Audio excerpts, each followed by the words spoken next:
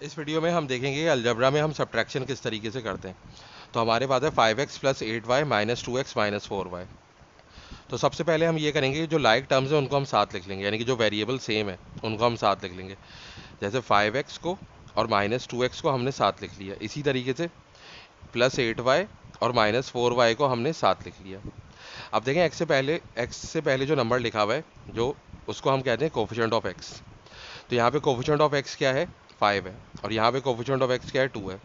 तो जब हम अलजबरा में सब्ट्रैक्शन कर रहे होते हैं तो वेरिएबल जब सेम होंगे तो कोफिशिएंट सब्ट्रैक्ट हो जाएंगे। तो 5 माइनस 2 क्या हो जाएगा, 3 हो जाएगा, और ये x वैसा का वैसे ही आ जाएगा। इसी तरीके से y का कोफिशिएंट 8 है और यहाँ पे y का कोफिशिएंट 4 है, तो ये 8 और 4 माइनस हो जाएगा।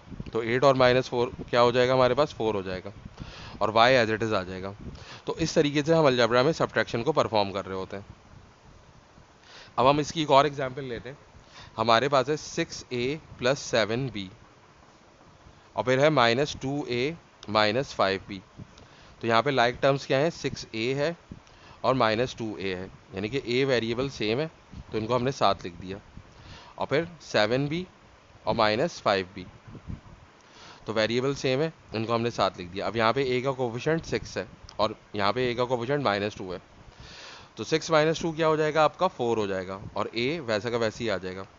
और यहाँ b का कोफिशिएंट 7 है और यहाँ b का कोफिशिएंट माइनस 5 है, तो 7 माइनस 5 क्या हो जाएगा, 2 हो जाएगा, और b हमारे पास एज इट इज़ आ जाएगा।